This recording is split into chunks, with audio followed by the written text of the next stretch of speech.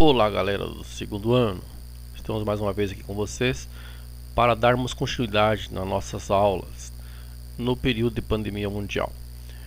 Comigo está tudo bem, espero que com vocês também. Aproveitam bastante essa videoaula, tiram dúvida reassistindo mais do que uma vez ou usando as redes sociais como vocês vêm usando, chamando lá o professor para conversar.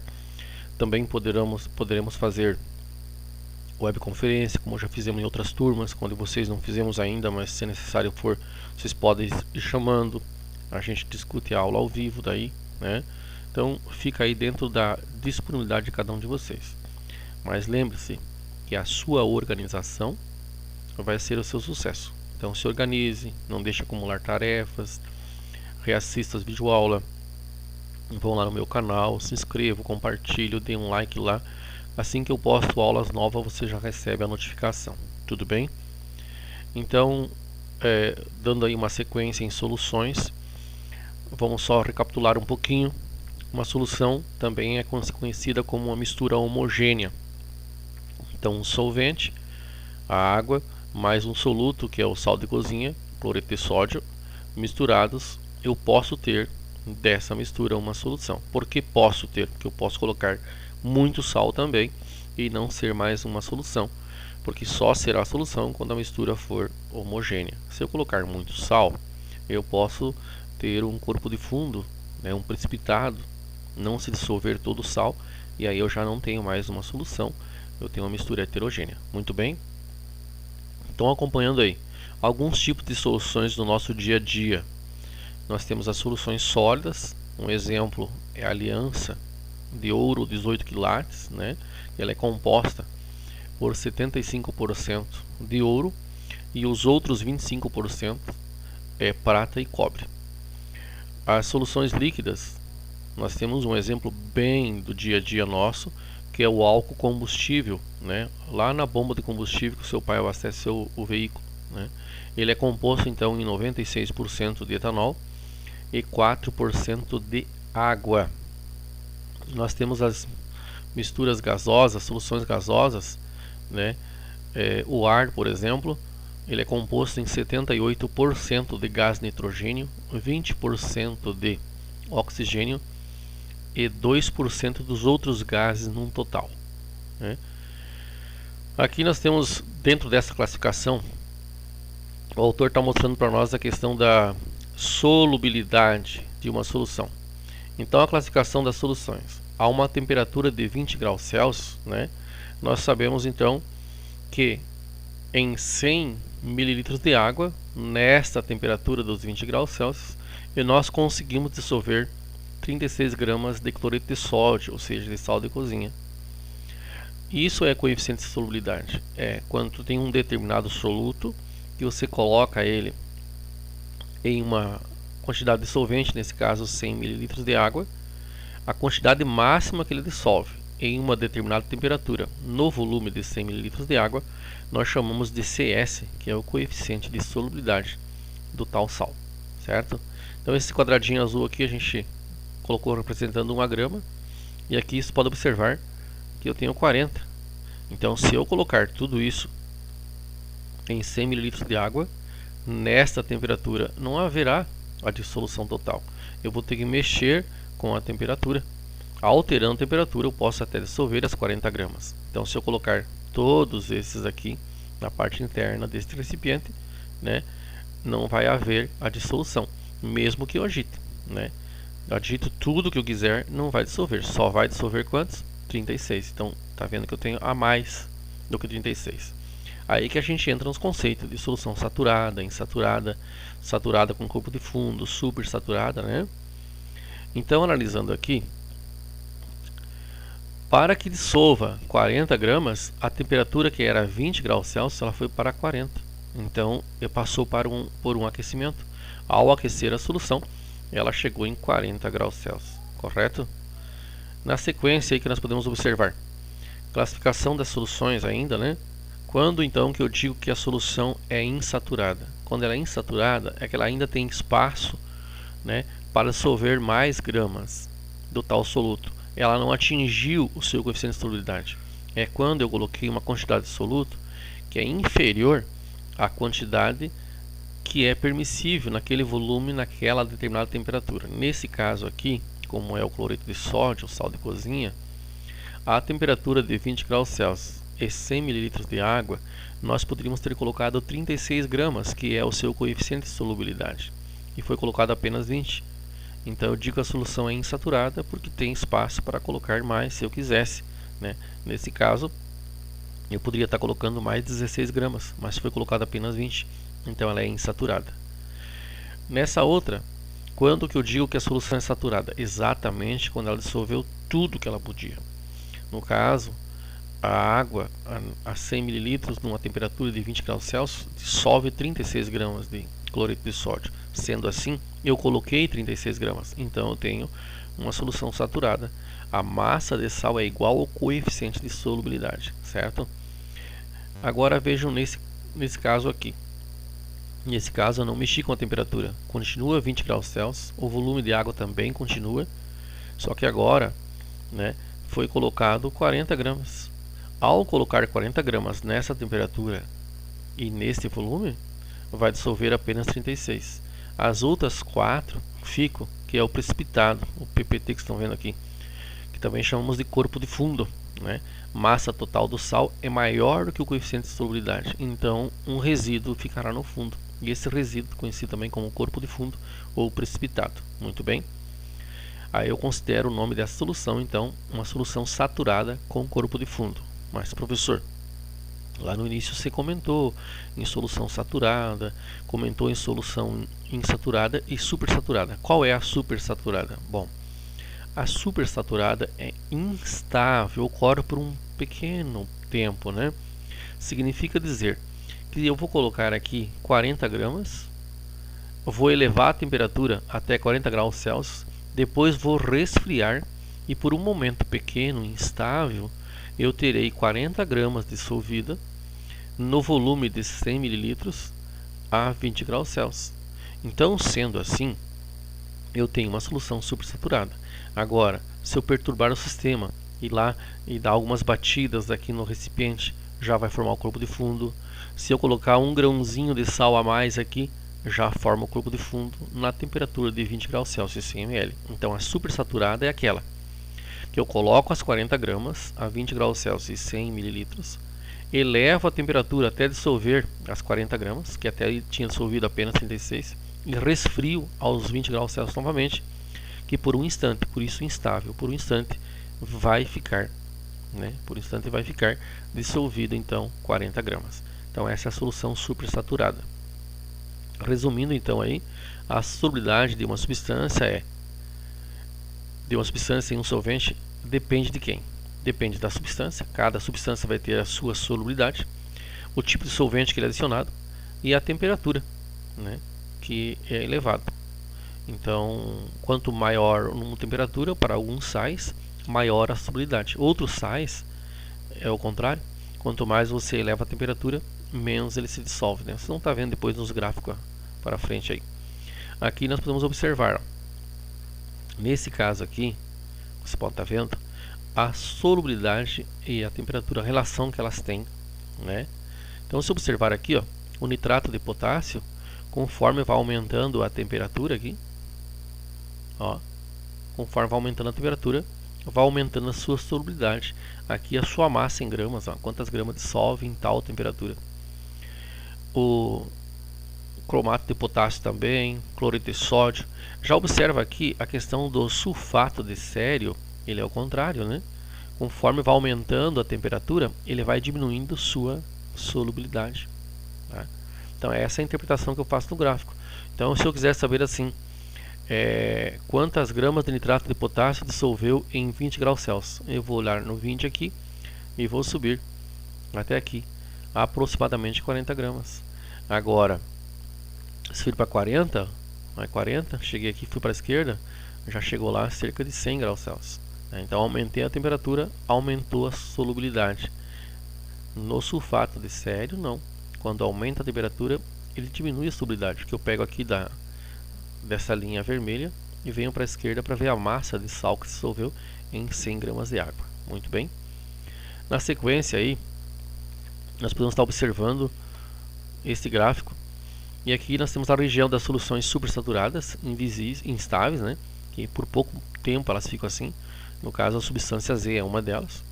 Região das soluções não saturadas, estáveis, ou seja, as insaturadas, no caso do X. E aqui tiver, aqui no que está o Y, né? São as saturadas a essa temperatura. Está dissolvendo a quantidade máxima, conforme a temperatura vai aumentando a solubilidade, né? E essa região aqui, então, quando eu tenho a supersaturada, que ela vai, a temperatura se eleva, né? E resfria e ela chega a ficar uma quantidade em gramas maior dissolvida na mesma temperatura dos 20 graus Celsius, tá bom? Na sequência, nós temos aqui um gráfico das nossas curvas de solubilidade, né? Como vocês podem estar observando aí. Vou deixar aqui ficar mais fácil para vocês verem. As curvas com os pontos de inflexão referem-se a solutos hidratados, ou seja, que contém água junto. Na temperatura da inflexão ocorre um decréscimo total ou parcial do número de moléculas de hidratação na fórmula do composto. Nós temos a curva ascendente, aqui sobe, e a curva descendente, aqui desce. Quando ela é ascendente, ela tem uma dissolução endotérmica, ou seja, ela se dissolve e absorve calor. Quando a curva é descendente, dissolução exotérmica, ela se dissolve e libera calor. Então na endotérmica ela absorve calor quando se dissolve, e essa aqui libera calor, aquece então quando está se dissolvendo, tá? Na curva descendente. Então nós temos aí o nitrato de prata, AgNO3 aqui em cima. Esse aqui está sendo apresenta uma curva de solubilidade grande, né? A 10 graus Celsius chega a dissolver lá, ó, 140 gramas a 100 ml de água. Se nós pegarmos aí o brometo de potássio, por exemplo, ó, nós pegar no mesmo 10 graus Celsius, ó, o brometo de potássio vai dissolver aí quase 60 gramas, ó, brometo de potássio, correto? Então assim, aqui eu tenho as curvas ascendentes e tenho também as curvas descendentes. Temos aqui o cloreto de sódio, sobe um pouquinho e depois meio que se estabiliza, né? E a tendência dele é descer com o passar do tempo. Então tu faz a interpretação dessas curvas em questões, depois eu tentar colocar uma questão parecida com essa aí para a gente estar vendo. Na sequência aqui, nós temos então, aqui nesse caso, um exercício que ele fala assim para a gente, ó, o coeficiente de solubilidade do cloreto de sódio em água é de 34 gramas de cloreto de potássio, falei sódio, né? Cloreto de potássio a 100 gramas de água a 20 graus Celsius. Qual será a quantidade de soluto que poderá ser dissolvido em 400 gramas de água? Então quer dizer o que? Nós aumentamos o volume. Então em 100 gramas dissolve uma certa quantidade, que é 34 gramas. E se for 400 gramas de água, aumentou o solvente. É óbvio que vai dissolver mais. Então aqui a gente monta uma regrinha 3 simples, ó. Se nós observamos lá no enunciado ou numa análise gráfica também eu posso ver isso. 100 gramas de água, o coeficiente de solubilidade do cloreto de potássio é 34 gramas. Agora se for a 400 gramas, é X, então eu tenho uma regrinha 3 simples, multiplico cruzado, né? E encontro aí então que se eu aumentar o volume, eu consigo dissolver 136 gramas de cloreto de potássio nesta mesma temperatura. Não aumentou a temperatura, mas eu poderia também aumentar a temperatura, né? Então são os fatores aí que vão vendo, alterando a solubilidade do sal na água, né? Aqui nesse caso, nós vamos falar um pouquinho de dispersões, né? Então dentro das dispersões eu tenho uma que eu chamo de solução, dispersão coloidal e suspensão. Dispersão é um sistema que o material disperso está disseminado num outro material, dispersante ou dispergente, né? Então o tamanho das partículas, se ela for menor que 1 nanômetro aí, eu tenho uma solução. De 1 nanômetro maior e até 1000 nanômetro, eu tenho uma dispersão coloidal. 1 nanômetro equivale a 10 a menos 9, né? Então um valor pequeno aí. E quando eu digo que essa minha dispersão é uma suspensão, é quando ela estiver de 1000 nanômetros acima, né? Melhorando um pouquinho nossos conversation aí. Aqui também temos uma tabelinha que mostra algumas coisas para a gente também. Fácil de estar observando. A solução sólida, né? Eu tenho o soluto.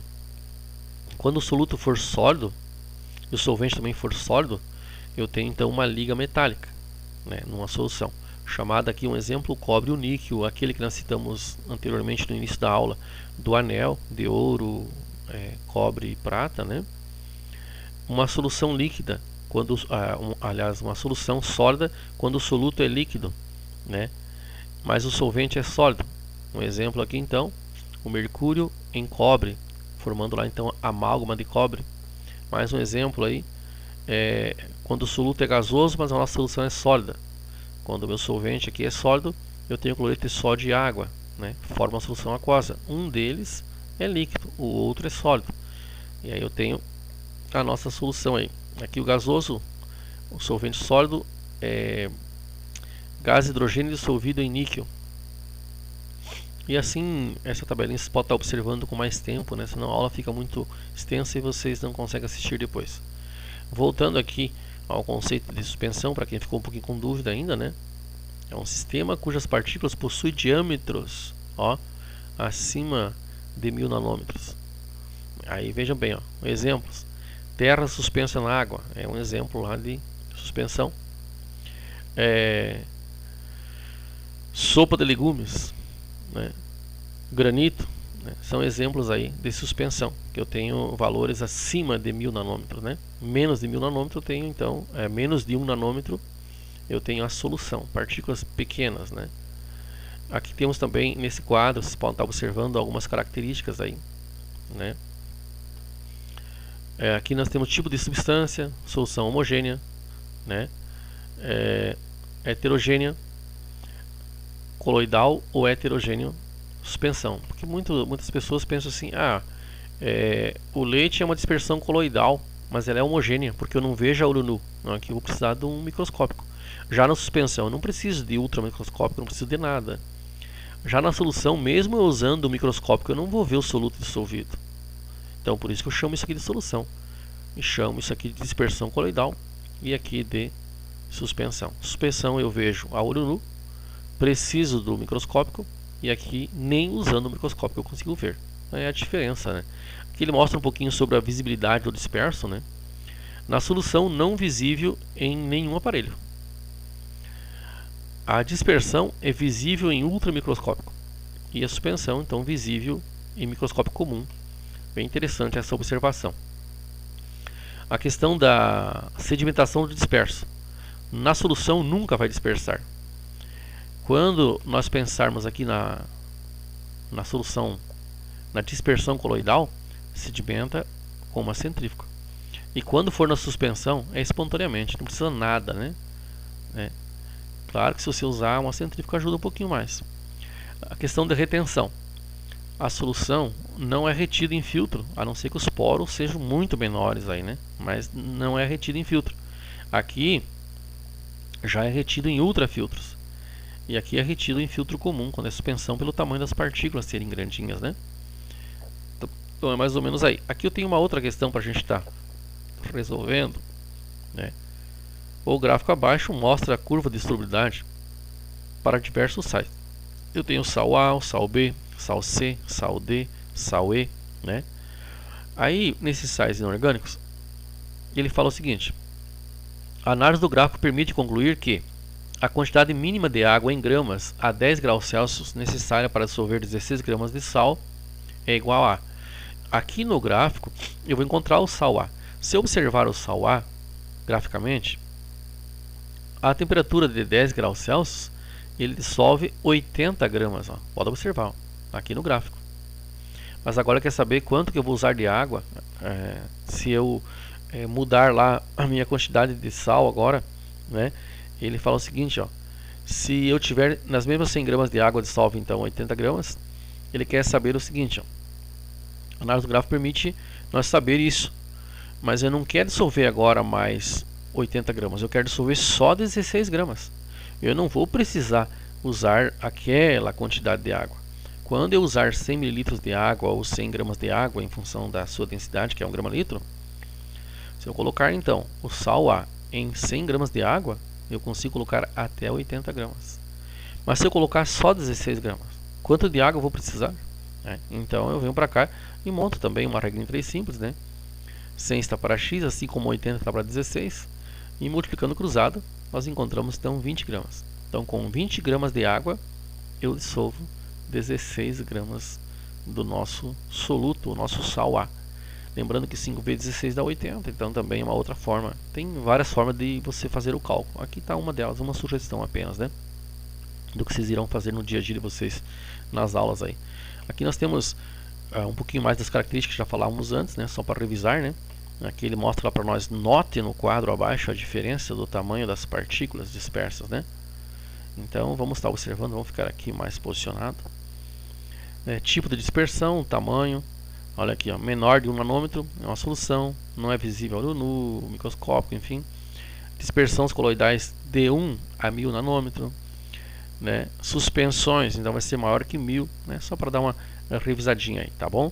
Espero que vocês tenham entendido. Se precisar alguma coisa, nos procure, tá? Um abração a todos e a todas. Semana que vem tem mais, tá bom?